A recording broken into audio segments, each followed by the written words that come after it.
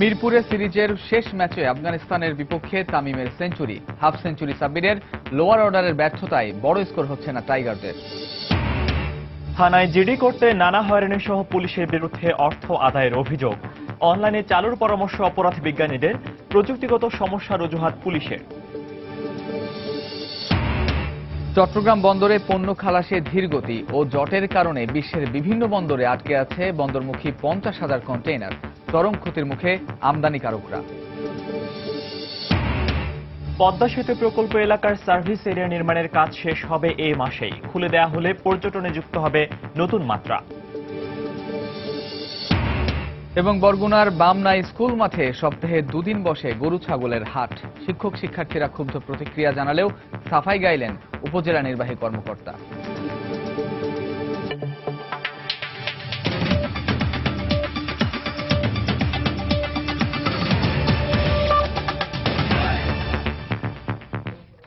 বাংলা সময়ের সঙ্গে আছি আমি ফয়সাল মোর্শেদ এবং আমি কামরুজ্জামান মামুন। বাংলাদেশ আফগানিস্তান সিরিজের খবর। সিরিজ জয়ের লক্ষ্য নিয়ে শেষ ওয়ানডেতে আফগানিস্তানের বিপক্ষে লড়ছে বাংলাদেশ। টস জিতে এখন ব্যাট করছে স্বাগতিকরা। শেষ খবর পাওয়া পর্যন্ত বাংলাদেশের সংগ্রহ 7 উইকেটে 262 রান। এই ম্যাচ জিতলে 100তম ওয়ানডে ম্যাচ জয়ের মাইলফলক স্পর্শ করবে বাংলাদেশ। মিরপুরে টস জিতে ব্যাট করতে নেমে বেশ দেখে শুনে খেলেন 2 ওপেনার তামিম ও সৌম্য। তবে দলীয় 23 রানে ঘটে ছন্দপতন। আশরাফের শিকার হয়ে 11 রান করে সৌম্য ফিরে যাওয়ায় বিপাকে পড়ে টাইগাররা। তবে সাব্বিরকে নিয়ে চাপ সামলে বড় সংগ্রহের পথে দলকে নিয়ে যান তামিম। তামিমকে যোগ্য সঙ্গ দিয়ে ক্যারিয়ারের তৃতীয় অর্ধশতক পেয়েছেন সাব্বির। দুজনে মিলে গড়েছেন 3 ম্যাচ সিরিজের সর্বোচ্চ 140 রানের জুটি। এরপর দলীয় 163 রানে রহমত শাহর বলে নরজ মঙ্গলের হাতে ক্যাচ দিয়ে সাব্বির ফেরেন 65 রানে। তবে সাব্বির ফিরলেও আফগান বোলারদের চাপে রেখে ক্যারিয়ারের 7ম সেঞ্চুরি তুলে নিয়েছেন তামিম। দলীয় 212 রানে মোহাম্মদ নবীর বলে আউট হওয়ার আগে তামিম করেন 118 রানের চমৎকার একটি ইনিংস। এরপর 17 রান করে সাকিবের বিদায়ের পর দ্রুত মুশফিক, মোসাদ্দেক ও রুবেলের বিদায়ে আবারও ব্যাটিং বিপর্যয়ে পড়েছে টাইগাররা।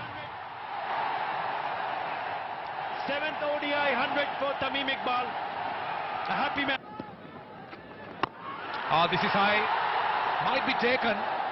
In fact, there is a man getting underneath it. Good catch. Where at a time when... Remember, he was dropped at 1 and he costed another 117 runs. Gone for 108. দর্শক, এই মুহূর্তে মিরপুর শেরি বাংলা স্টেডিয়ামে আছেন সহকর্মী নিয়ামতুল্লাহ বাবু। ম্যাচের সবশেষ খবর জানতে যোগ দিচ্ছি তার সাথে। বাবু,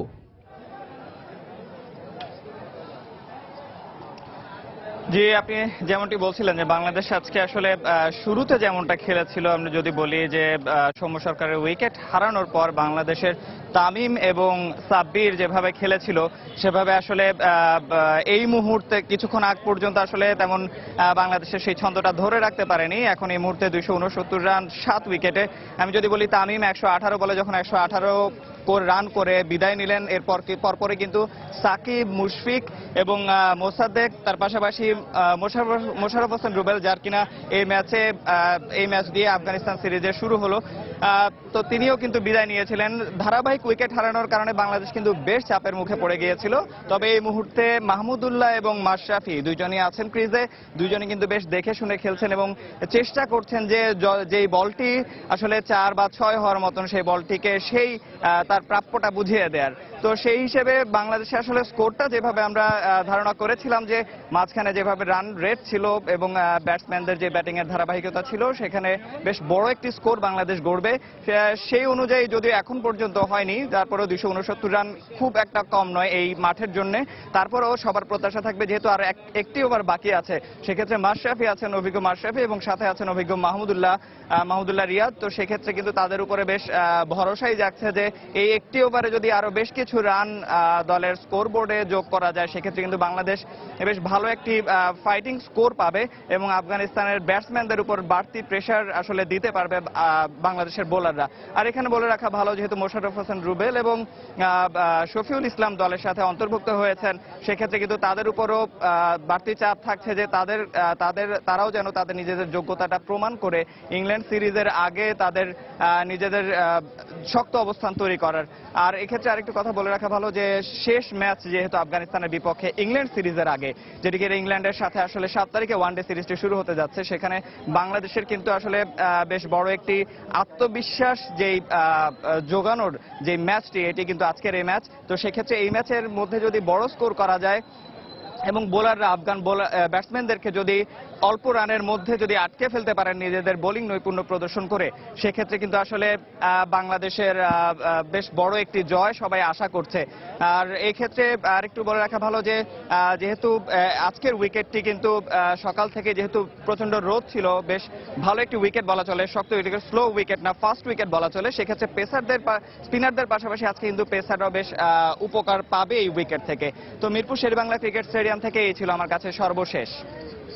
দর্শক, সহকর্মী নিয়ামতুল্লাহ বাবু যোগ দিয়েছিলেন মিরপুর শেরেবাংলা স্টেডিয়াম থেকে, জানাচ্ছিলেন বাংলাদেশ ও আফগানিস্তানের মধ্যকার শেষ ওয়ানডে ম্যাচটির খবরাখবর।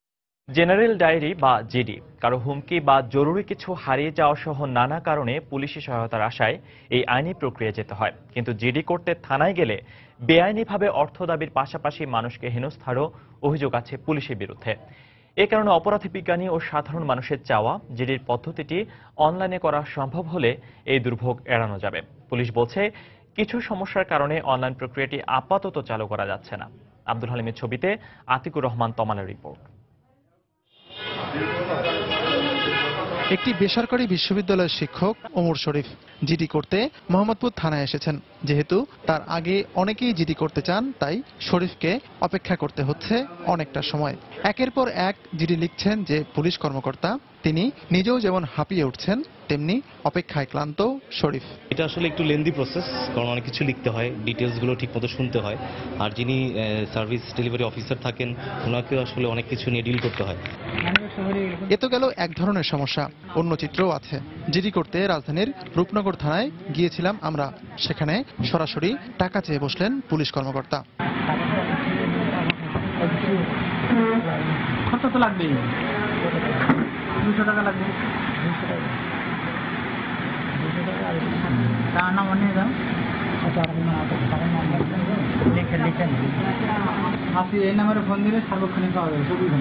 এসব কারণে বিশেষজ্ঞ ও সাধারণ মানুষরা বলছেন, ভুক্তভোগীরা জিডি করতে এসে যাতে উল্টো আরো ভোগান্তিতে না পড়েন, সে কারণে অনলাইনে জিডি পদ্ধতি চালু করা উচিত। অধিকাংশ মানুষ কিন্তু একদম দেয়ালে পিঠ থেকে না গেলে থানায় যেতে চায় না। সুতরাং আমি যদি আমার বাসায় বসে আমার ইন্টারনেটে এটা করতে পারি, সেটা যদি করতে পারে খুবই ভালো, তাহলে পরে হয়রানি কমলো। মোবাইল থেকে বা ল্যাপটপ থেকে করে ফেলতে পারতেছি, টাইমটা অনেক কমে যাচ্ছে। পুলিশ বলছে অনলাইনে জিডি পদ্ধতি চালুর উদ্যোগ নেওয়া হয়েছিল, কিন্তু কিছু প্রযুক্তিক জটিলতা ও অনলাইনে জিডির সুযোগকে কেউ যাতে অপব্যবহার করতে না পারে, সে কারণে এটি আপাতত স্থগিত রয়েছে। অনলাইন জিডি আমরাও চাই, কিন্তু কিছু কিছু কৌশলগত সমস্যা আছে, টেকনিক্যাল, সেগুলো আমরা দূর করার জন্য চেষ্টা করছি। সেটাকে যদি আমরা করতে পারি, তাহলে আমরা অবশ্যই সেই বিষয়টা আবার পরবর্তীতে বিবেচনা করব। জিডি করতে কোনো পুলিশ অর্থ দাবি করলে তদন্ত সাপেক্ষে ব্যবস্থা নেওয়া হবে বলেও তিনি জানিয়েছেন। অবশ্যই অনুসন্ধান করব, অনুসন্ধান শেষে যদি কারো কোনো গাফিলতি অথবা অপেশাদার আচরণ আমরা লক্ষ্য করি, সেক্ষেত্রে অবশ্যই আমরা ব্যবস্থা গ্রহণ করব। সম্প্রতি হয়রানি বন্ধে পুলিশের পক্ষ থেকে থানাগুলোতে জিডি বুক দেওয়া হয়েছে। এতে ফটোকপির ঝামেলা পোহাতে হচ্ছে না ভুক্তভোগীদের। আতিকুর রহমান তমাল, সময় সংবাদ, ঢাকা। দেশের বিভিন্ন স্থানে থানাগুলোতে টাকা না দিলে কোনো সাধারণ ডায়েরি বা মামলা রেকর্ড করা হয় না বলে অভিযোগ ভুক্তভোগীদের। বাধ্য হয়ে তাই আইনজীবীর মাধ্যমে আদালতের দ্বারস্থ হন তারা। পুলিশের এমন আচরণে মানুষ আইনের প্রতি আস্থা হারাচ্ছে বলে মনে করেন বিশ্লেষকরা। পুলিশ বলছে সাধারণ ডায়েরি নিতে কোনো অনীহা করা হয় না। ব্যুরো প্রতিবেদক ও জেলা রিপোর্টারদের পাঠানো তথ্য ছবি নিয়ে ডেস্ক রিপোর্ট। দেশের অনেক জায়গার মতো সিলেটেও থানায় জিডি করা নিয়ে সাধারণ মানুষের অভিযোগের শেষ নেই। সমস্যা বা অপরাধের শিকার হয়ে থানায় সাধারণ ডায়েরি বা জিডি করলে আদতে কোনো কাজই হয় না বলে অভিযোগ তাদের। অনেকদিন পেরিয়ে গেল ভুক্তভোগীরা পান না কোনো প্রতিকার। আমার মোটরসাইকেলটা হারিয়েছিল প্রায় 9 বছর আগে। আমি জিডি করছিলাম, আমার পুলিশ একদিন জিজ্ঞাসা করে নাই যে আমার কি হয়েছিল কি না। যদি প্রতিটা জিডি এন্ট্রির পিছনে একটা নির্দিষ্ট পর্যায় পর্যন্ত গুরুত্ব দেওয়া হতো, তাহলে অনেক অপরাধী শুরুতেই কিন্তু এটা দমন হয়ে যেত। টাকা না দিলে কোনো জিডি হয় না মাদারীপুরের থানাগুলোতে। জিডি লেখক, ডিউটি অফিসার ও থানার ভারপ্রাপ্ত কর্মকর্তা সহ পদে পদে টাকা দিতে হয় বলে অভিযোগ ভুক্তভোগীদের। শুধু জিডি গ্রহণে গড়িমসি নয়, পুলিশি তদন্তের জন্য টাকা দিতে হয় বলে অভিযোগ তাদের। অনেকে থানায় সহযোগিতা না পেয়ে আদালতের শরণাপন্ন হন। জিডি করতে গেছি তখন আমার 500 টাকা লাগছে জিডি করতে, তাও 2 ঘন্টা বসেছিলাম। ঊর্ধ্বতন কর্মকর্তারা তাদের কাছে গেলে বলতেছে দেখতেছি। আসামিকে পকেট থেকে টাকা পয়সা খাইয়া মনে করেন থানা কোর্ট সব বুক করে লাইছে, আমরা কোনো বিচার পাইতেছি না। পুলিশের এমন আচরণে মানুষ আইনের প্রতি আস্থা হারাচ্ছে বলে মনে করছেন বিশ্লেষকরা। তবে অভিযোগ অস্বীকার করেছে পুলিশ। তারা তারপর আদালতের আশ্রয় নেয়, তবে এগুলি কাম্য নয়।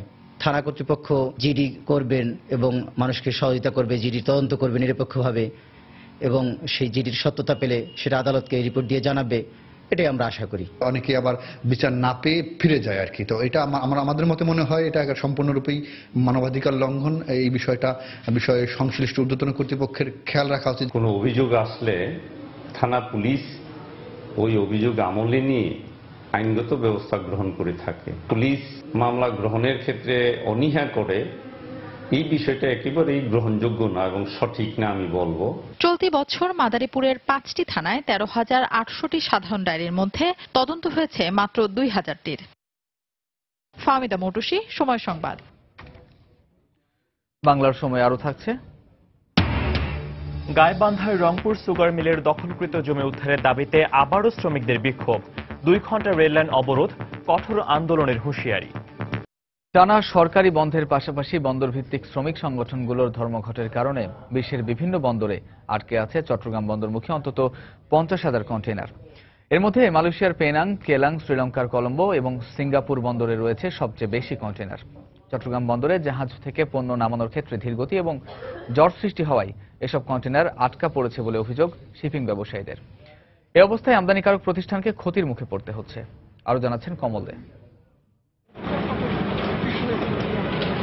গত 4 মাসের বেশি সময় ধরে কিছুটা অস্থিরতা পার করছে 1 বছরে 20 লাখ কন্টেইনার হ্যান্ডেলিং এর রেকর্ড অর্জনকারী চট্টগ্রাম বন্দর। এর মধ্যে 2 ঈদে যেমন অন্তত 16 দিন সরকারি বন্ধ ছিল, তার সাথে যুক্ত হয় বিভিন্ন সময়ে বন্দর ভিত্তিক শ্রমিক সংগঠনগুলোর টানা ধর্মঘট।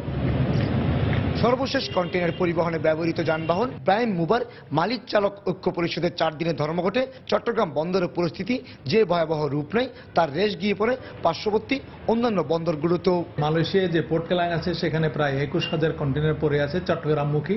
সিঙ্গাপুরে আছে প্রায় 32,000 কন্টেইনার মতো আমরা শুনেছি, এবং এইসব কন্টেইনারে যতক্ষণ জাহাজ আসবে না ততক্ষণ কিন্তু এগুলো ওখানে পড়ে থাকবে এবং ড্যামারেজ দিতে থাকবে। প্রয়োজনীয় জাহাজের অভাবে এসব কন্টেইনার বন্দরগুলোতে আটকা পড়ায় আমদানিকারকদের কয়েক গুণ জরিমানা গুনতে হবে বলে জানান এই শিপিং এজেন্ট। যে কন্টেইনারগুলো আটকে আছে সেই কন্টেইনারগুলোর ডিটেনশন ড্যামারেজ দিতে হবে, পোর্টে ড্যামারেজ গুনতে হবে এবং কতদিন সেটা গুনতে হবে সেটাই সলিউশন না হওয়া পর্যন্ত। তারপরে এই জট আমার মনে হয় আগামী 15 দিনেও কভার করা যায় কিনা সন্দেহ।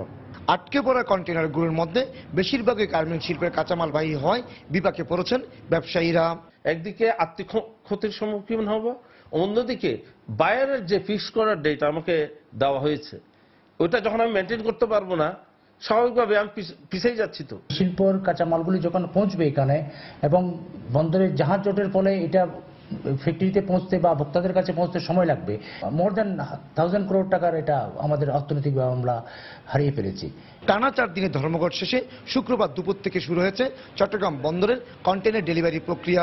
আগে থেকে কাগজপত্র প্রস্তুত থাকায় অন্তত 3000 কন্টেইনার ডেলিভারি দেওয়া হয়েছে বন্ধের দিনও।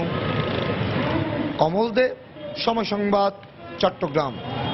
মুন্সিগঞ্জে নিয়ন্ত্রণ হারিয়ে সেতুর রেলিং ভেঙে নদীতে ডুবে যাওয়া প্রাইভেট কারটি উদ্ধার করা হলেও নিখোঁজ 3 জনের এখনও হদিস পাওয়া যায়নি। নিখোঁজদের উদ্ধারে কাজ করে যাচ্ছে ফায়ার সার্ভিস। সকাল থেকে দুর্ঘটনায় নিখোঁজ প্রাইভেট কারের চালক সহ অন্তত 3 জনকে উদ্ধারে ধলেশ্বরী নদীতে তল্লাশি শুরু করে ডুবুরি দল। স্রোতের কারণে উদ্ধার কাজে বিঘ্ন ঘটছে বলে জানিয়েছেন ফায়ার সার্ভিস কর্মীরা। গতকাল মধ্যরাতে নিয়ন্ত্রণ হারিয়ে মুক্তারপুরের চীন মৈত্রী সেতুর রেলিং ভেঙে ধলেশ্বরী নদীতে পড়ে যায় মুন্সিগঞ্জগামী একটি প্রাইভেট কার।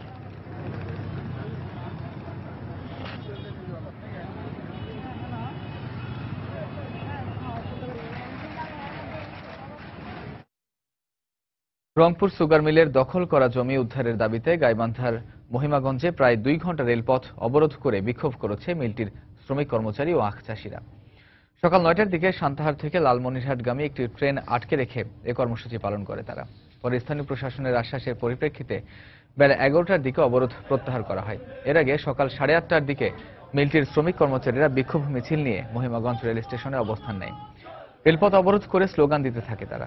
শ্রমিক কর্মচারীদের এই আন্দোলনের সঙ্গে মিলটির কর্মকর্তা ও স্থানীয় জনপ্রতিনিধিরাও একাত্মতা ঘোষণা করেন।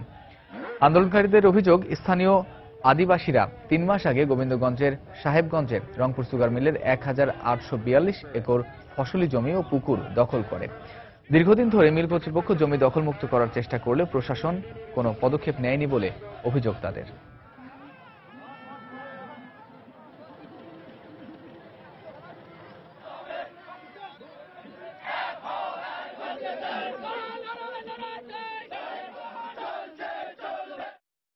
মিলে যদি সরবরাহ করতে না পারে আমার এই মিলকে 2004 সালের মতো আবার ধস নামবে, বন্ধ হবে। এলাকার হাজার হাজার শ্রমিক কর্মচারী না খেয়ে মরবে। বৈধ জমি অবৈধভাবে কিছু স্বার্থান্বেষী মহল তারা তীর ধনু নিয়ে এখানে দখল করছে। এটাকে উচ্ছেদের জন্য আমরা শান্তিপূর্ণ একটা সমাধান চেয়েছিলাম, কিন্তু অত্যন্ত দুঃখের সহিত বলতে হয় দীর্ঘদিন যাবৎ আমরা প্রশাসনের কাছে বিভিন্নভাবে ধর্ণা ধরার পরেও তাদের আসলে সন্তোষজনক কোনো সমাধান আমরা পাই নাই। এই আন্দোলন আজকে গণ আন্দোলনে, গণ দাবিতে পরিণত হয়ে গেছে। বরগুনার বামনায় স্কুল মাঠে সপ্তাহে 2 দিন বসছে গরু ছাগলের হাট। বাদ পড়ছে না শহীদ স্মৃতিস্তম্ভটিও। পশুর হাটের কারণে বিদ্যালয়ের বারান্দায় বসছে পান, সিগারেট ও ঝালমুড়ির দোকান। শুধু এখানেই শেষ নয়, শ্রেণীকক্ষে যখন শিক্ষকরা পাঠদানে ব্যস্ত তখন জানালার পাশে দাঁড়িয়ে ছাত্রীদের উত্ত্যক্ত করছে বখাটেরা। এমন অবস্থার পরেও উপজেলা প্রশাসন বলছে শিক্ষার থেকে গরুর বাজারের গুরুত্ব কম নয়। তবে জেলা প্রশাসন বলছে তদন্তের পর এই বিষয়ে ব্যবস্থা নেওয়া হবে। এম এ আজিমের তথ্য, এস এম সিফাতের ছবি নিয়ে ডেস্ক রিপোর্ট। যে গেট দিয়ে শিক্ষার্থীরা বিদ্যালয়ে প্রবেশ করছে সেই গেট দিয়েই বিদ্যালয় মাঠে ঢুকছে গরু ও ছাগল, ঢুকছে দালাল, ক্রেতা, বিক্রেতা সহ নানা ধরনের মানুষ। বিদ্যালয়ের মাঠ কানায় কানায় পরিপূর্ণ গরু ও ছাগলে। বিদ্যালয় মাঠের শহীদ স্মৃতি স্তম্ভের উপরেও চলছে পশু বেচাকেনা। গরুর হাটকে কেন্দ্র করে ঝালমুড়ি, চা ও পান বিক্রেতারা বসছে বিদ্যালয় ভবনের বারান্দায়।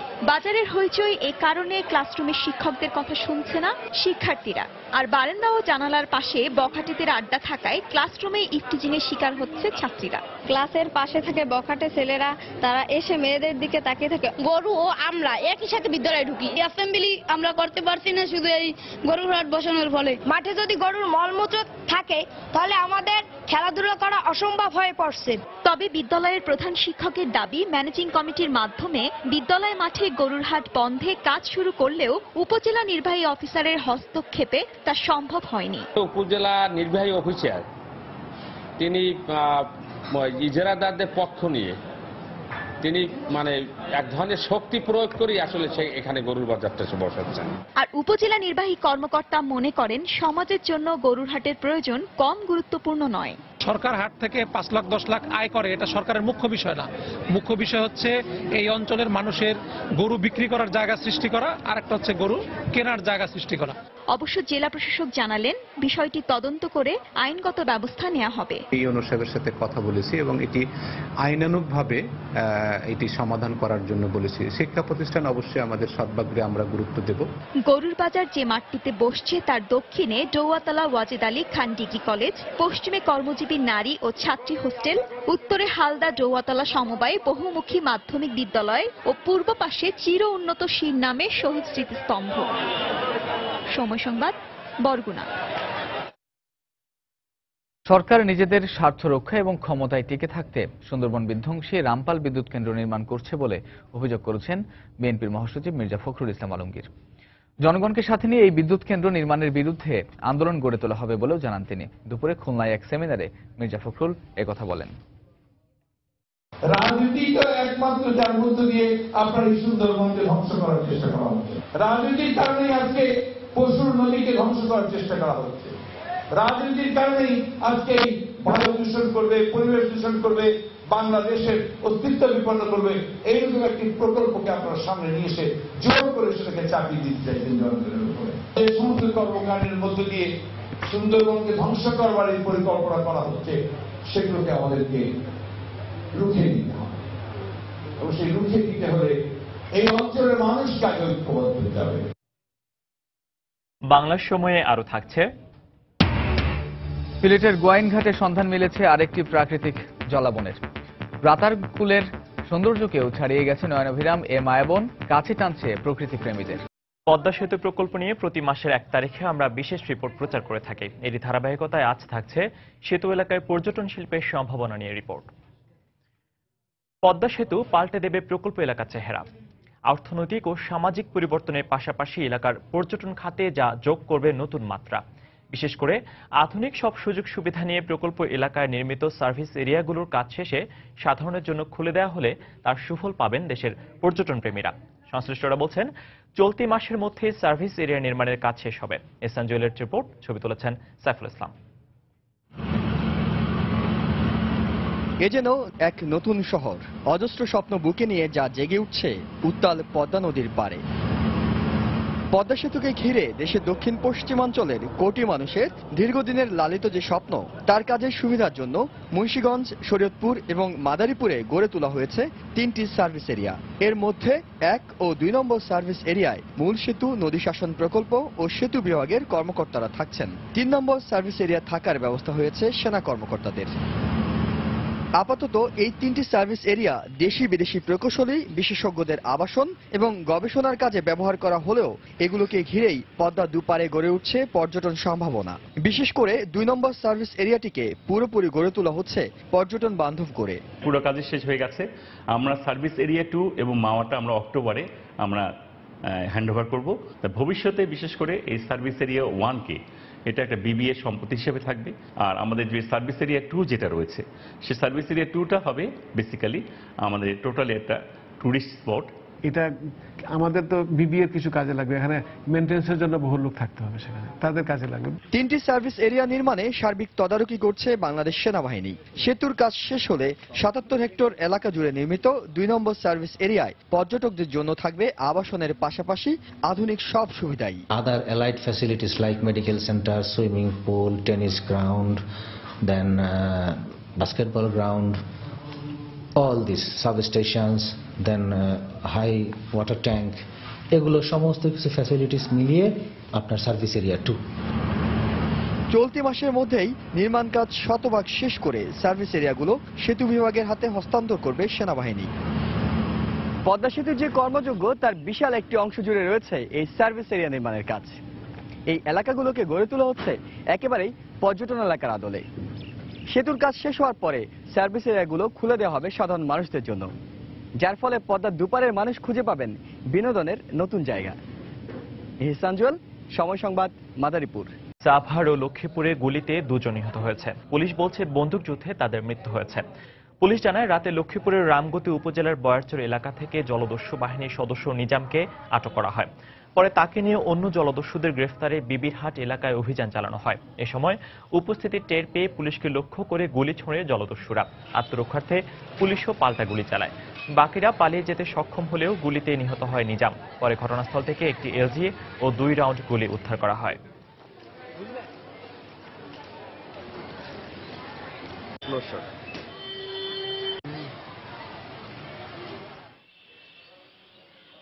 পুলিশ জানায়, একাধিক মামলার আসামি শাহ আলম নয়নকে শুক্রবার সাভারের বিরুলিয়া এলাকা থেকে আটক করা হয়। রাতে তাকে নিয়ে অভিযানে গেলে পুলিশকে লক্ষ্য করে গুলি ছোঁড়ে নয়নের সহযোগীরা।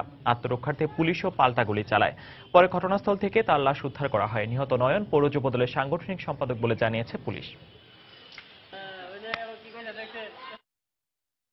ভোলার মনপুরায় মেঘনা নদীতে জলদস্যুদের গুলিতে এক জেলে নিহত হয়েছেন। এতে গুলিবিদ্ধ হয়েছেন আরো 6 জেলে। এদের মধ্যে 3জনকে আশঙ্কাজনক অবস্থায় বরিশাল শেরি বাংলা মেডিকেল কলেজ হাসপাতালে ভর্তি করা হয়েছে। স্থানীয় জেলেরা জানান, ভোরে মনপুরা ও হাতিয়ার মধ্যবর্তী মেঘনা নদীতে মাছ ধরার সময় জেলেদের ওপর হামলা করে জলদস্যু আলাউদ্দিন বাহিনী। এলোপাতারি গুলিতে ঘটনাস্থলে কামাল নামে এক জেলের মৃত্যু হয়। গুলিবিদ্ধ অবস্থায় হোসেন, সাইফুল, মহিউদ্দিন, নয়ন, রুবেল ও জুয়েল নামে আরো 6 জনকে উদ্ধার করে তীরে নিয়ে আসেন অন্য জেলেরা। পরে 3 জনকে মনপুরা উপজেলা স্বাস্থ্য কমপ্লেক্স এবং বাকি 3 জনকে বরিশালে পাঠানো হয়। এদের সবার বাড়ি মনপুরা উপজেলায়। এদিকে ঘটনাটি হাতিয়া থানার অধীনে হওয়ায় বিষয়টি তাদের অবহিত করা হয়েছে বলে জানিয়েছে মনপুরা থানা পুলিশ।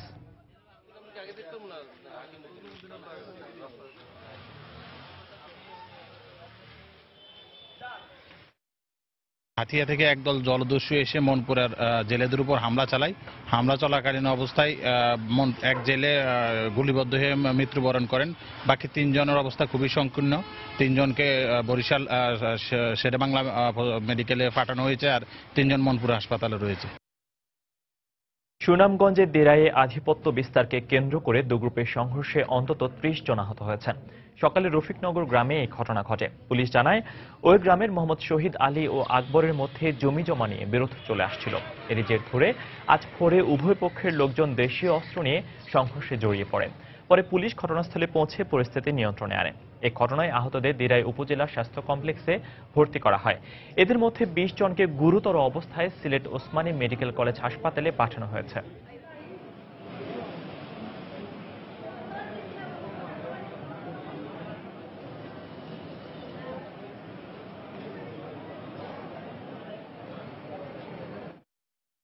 জমি সম্পর্ক নিয়ে এই মারধর এগুলা হয়েছিল, বুঝছেন, এর আগে একবার।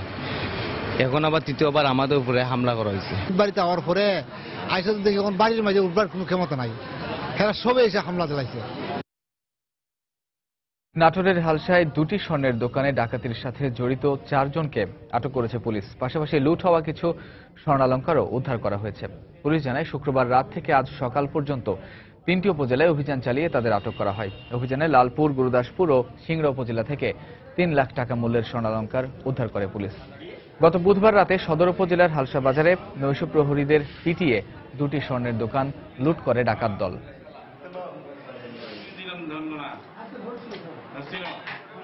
শিক্ষার্থীদের পাশাপাশি শিক্ষকরা যাতে জঙ্গিবাদী তৎপরতায় জড়াতে না পারে, সেজন্য প্রধান শিক্ষকদের সচেতন হবার আহ্বান জানিয়েছেন শিক্ষামন্ত্রী নুরুল ইসলাম নাহিদ। দুপুরে বরিশাল বিএম কলেজ অডিটোরিয়ামে এক মতবিনিময় সভায় প্রধান অতিথির বক্তব্যে তিনি এ আহ্বান জানান। ছেলেমেয়েদের যেন বিভ্রান্ত করতে না পারে, তার জন্য প্রত্যেকটা শিক্ষা প্রতিষ্ঠানে আপনারা ফিরে গিয়ে সব শিক্ষকদেরকে বসে আপনারা পরিকল্পনা নেবেন, নিয়ে ঠিক করবেন যে আপনারা ছেলে মেয়েদেরকে কিভাবে সচেতন করবেন। দেখা যাচ্ছে কোনো শিক্ষকের মধ্যে জড়িত হয়ে গেছেন, তার মানে আমরা শিক্ষকরাও নিরাপদ না, আপনাকেও ফুসলাইয়া কানমন্ত্র দিয়া বিভ্রান্তির মধ্যে নিয়ে যেতে পারে। যার জন্য আমাদের হুঁশিয়ার থাকতে হবে যাতে আমাদের কোনো শিক্ষককে তারা ইতিমধ্যে করতে না পারে। তাই আপনি প্রধান হিসাবে অন্য শিক্ষকদের নিয়ে সব শিক্ষকের মধ্যে একটা নজরদারি রাখতে হবে যে তার মধ্যে কোনো পরিবর্তন হচ্ছে কিনা।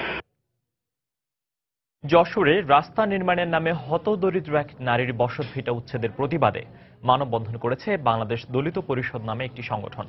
দুপুরে জেলা প্রেস ক্লাবের সামনে এই কর্মসূচি পালন করা হয়। এতে ব্যানার, ফেস্টুন সহ শতাধিক নারী পুরুষ অংশ নেন। এ সময় ক্ষতিগ্রস্ত নারীর বসতভিটা নির্মাণের দাবি জানান বক্তারা।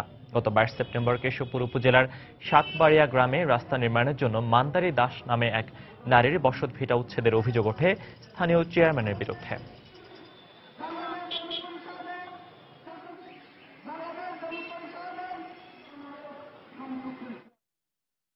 ভোলায় নির্মাণাধীন সেপটিক ট্যাঙ্কের বিষাক্ত গ্যাসে 2 শ্রমিকের মৃত্যু হয়েছে। স্বজনরা জানায়, সকালে পৌর শহরের আব্দুল গনি মিয়ার বাড়ির নির্মাণাধীন সেপটিক ট্যাঙ্কের বাঁশ ও কাঠ সরানোর সময় আলামিন নামে এক শ্রমিক অজ্ঞান হয়ে যায়।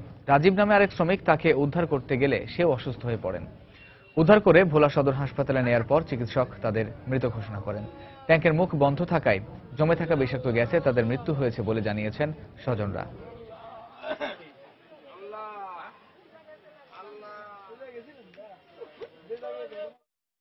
কাজ করতেছে, একজন নামছে, নামার পরে উনি দেয় আর একজন উঠতেছে না, সেন্টারিং ছাড়তেছে, সেন্টার ছাড়ার উনি উঠতেছে না, পরে আরেকজন নামছে, নামার পরে উনি দুজনে উঠতেছে না, পরে মাঝখানে আসে মালিক আছে, মালিক দেয় এই ঘটনা। নামছে ওরা ধরার জন্য, উপরে গেছে, 2 জনে একসাথে পড়ছে, একসাথে মারা গেছে। অনেক দিন ধরে গ্যাস জমে থাকে, মিথেন গ্যাস, বিষাক্ত গ্যাস, ওইটার প্রতিক্রিয়ায় এরকম হইতে পারে। হ্যাঁ, পোস্টমর্টেমের পরে যে ডেথের আসল কারণ জানা যায়। আগামী জাতীয় নির্বাচনে জাতীয় পার্টি ক্ষমতায় এলে দেশের নির্বাচন পদ্ধতি পরিবর্তন করা হবে বলে জানিয়েছেন দলটির চেয়ারম্যান হোসেন মোহাম্মদ এরশাদ। নির্বাচন পদ্ধতি পরিবর্তন সহ প্রাদেশিক সরকার গঠন ও বিচার বিভাগ হস্তক্ষেপ মুক্ত করা গেলে বাংলাদেশ আবারও জেগে উঠবে বলেও মন্তব্য করেন তিনি।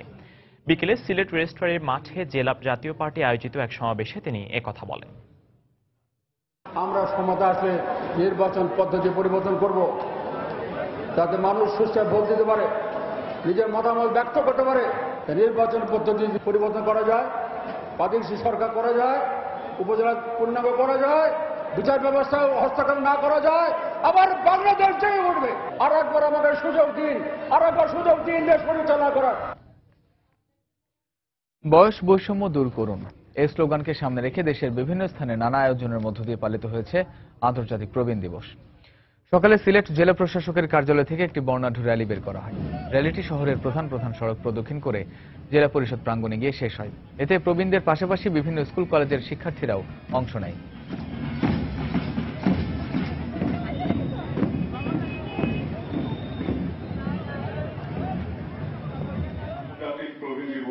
দিনাজপুরে জেলা প্রশাসন অডিটোরিয়ামে আলোচনা সভার আয়োজন করা হয়। এ সময় বক্তারা সমাজ ও রাষ্ট্রে প্রবীণদের অধিকার আদায়ে বয়স বৈষম্যের বিরুদ্ধে রুখে দাঁড়ানোর আহ্বান জানান।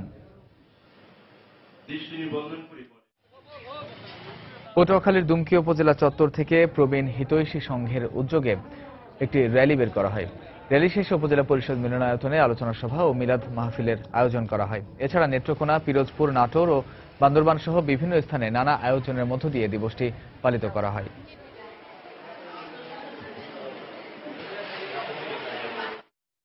জাতীয় কন্যা শিশু দিবস উপলক্ষে রাজশাহীতে মানববন্ধন করেছে বিভিন্ন সামাজিক সংগঠন। সকালে নগরীর সাবেহ বাজার 0 পয়েন্টে এই কর্মসূচি পালন করা হয়। এতে ব্যানার, ফেস্টুন সহ বিভিন্ন স্কুল কলেজের শিক্ষার্থীরা অংশ নেন। এ সময় কন্যা শিশুদের মানসিক বিকাশে পরিবারকে সচেতন হওয়ার আহ্বান জানান বক্তারা।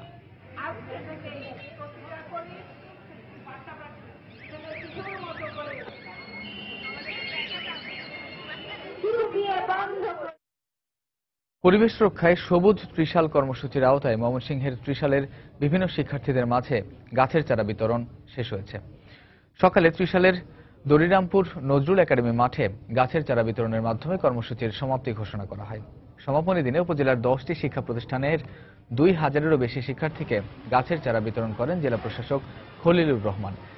এ সময় উপজেলা প্রশাসন, কৃষি বিভাগ সহ বিভিন্ন রাজনৈতিক ও সামাজিক সংগঠনের প্রতিনিধিরা উপস্থিত ছিলেন। সবুজ ত্রিশাল গড়ার লক্ষ্যে ব্যতিক্রমী এ উদ্যোগ নেয় ত্রিশাল উপজেলা প্রশাসন। এ কর্মসূচির আওতায় উপজেলার 350 শিক্ষা প্রতিষ্ঠানের শিক্ষার্থীদের মাঝে প্রায় 3 লাখ ফলজ, বনজ ও ঔষধি গাছের চারা বিতরণ করা হয়।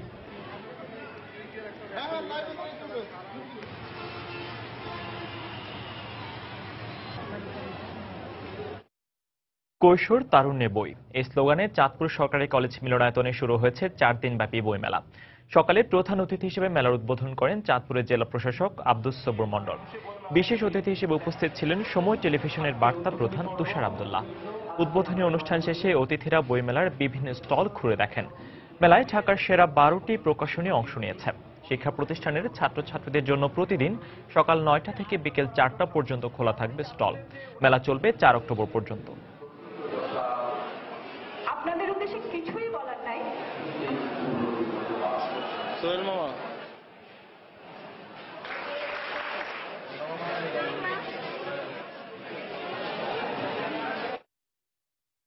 সিলেটের গোয়াইনঘাটে প্রাকৃতিক সৌন্দর্যের অপার নিদর্শন আরেকটি জলাবনের সন্ধান মিলেছে, যা জলাবন রাতারগুলের সৌন্দর্যকেও ছাড়িয়ে গেছে। উপজেলার আলীরগাঁও ইউনিয়নে যুগিরকান্দি হাওরে অবস্থিত নয়নাভিরাম এ বনের নাম স্থানীয়ভাবে দেয়া হয়েছে মায়াবন। 1000 একরের বেশি ভূমি জুড়ে বিস্তীর্ণ এ বন তার রূপের মায়াবী ইন্দ্রজাল ছড়িয়ে প্রকৃতি প্রেমীদের কাছে টানছে। দিগেন সিংহের ছবিতে আব্দুল আহাদের রিপোর্ট। এতদিন সোয়াম্প ফরেস্ট বা জলাবন বলতে রাতারগুলকেই চিনত প্রকৃতি প্রেমীরা। তবে রাতারগুলের চেয়েও 3 গুণ বড় জলাবন সিলেটেই আছে তা কারও জানা ছিল না। শুধুমাত্র বর্ষা মৌসুমে রাতারগুলে পানি থাকলেও মায়াবনে পানি থাকে 8 মাস। স্থানীয়রা পাশ দিয়ে যাওয়ার সময় ছবি তুলে ফেসবুকে আপলোড দিলে ছড়িয়ে পড়ে বনের খ্যাতি। বনের ভেতরে প্রবেশ করি এবং দেখি যে এখানে বিস্তীর্ণ একটা বন রয়েছে, জলার বন।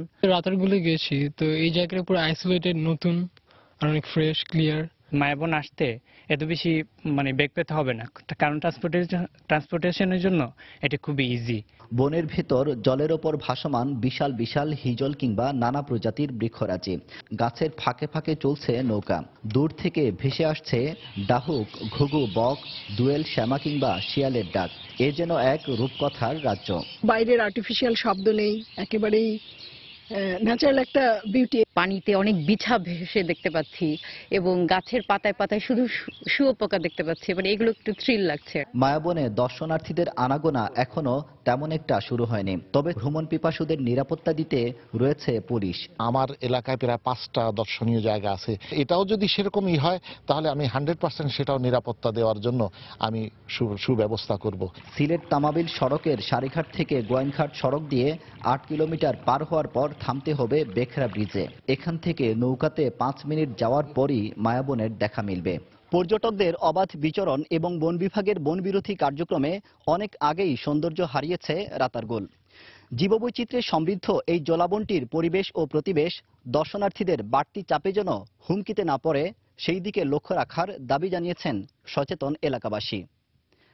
আব্দুল আহাদ, সময় সংবাদ, গোয়াইনঘাট, সিলেট। বাংলার সময় শীর্ষ সংবাদগুলো জানিয়ে দিচ্ছি আরেকবার। মিরপুরে সিরিজের শেষ ম্যাচে তামিম ও সাব্বিরের ব্যাটিং দৃঢ়তায় আফগানিস্তানের বিপক্ষে বাংলাদেশের 279 রানের চ্যালেঞ্জিং স্কোর। ওয়ানডেতে তামিমের 7ম সেঞ্চুরি। থানায় জিডি করতে নানা হয়রানি সহ পুলিশের বিরুদ্ধে অর্থ আদায়ের অভিযোগ। অনলাইনে চালুর পরামর্শ অপরাধ বিজ্ঞানীদের, প্রযুক্তিগত সমস্যার অজুহাত পুলিশের। চট্টগ্রাম বন্দরে পণ্য খালাসে ধীরগতি ও জটের কারণে বিশ্বের বিভিন্ন বন্দরে আটকে আছে বন্দরমুখী 50,000 কন্টেইনার। চরম ক্ষতির মুখে আমদানিকারকরা। পদ্মা সেতু প্রকল্প এলাকার সার্ভিস এরিয়া নির্মাণের কাজ শেষ হবে এ মাসেই। খুলে দেয়া হলে পর্যটনে যুক্ত হবে নতুন মাত্রা। এবং বরগুনার বামনায় স্কুল মাঠে সপ্তাহে 2 দিন বসে গরু ছাগলের হাট। শিক্ষক শিক্ষার্থীরা ক্ষুব্ধ প্রতিক্রিয়া জানালেও সাফাই গাইলেন উপজেলা নির্বাহী কর্মকর্তা। এই ছিল বাংলার সময়। যে কোনো খবর পেতে ভিজিট করুন সময়নিউজ.tv। এছাড়া এই মাত্র পাওয়া খবর আপনার মোবাইলে পেতে SMS করুন, *BN লিখে পাঠিয়ে দিন 16242 নম্বরে। আর সঙ্গে থাকুন সময়ের।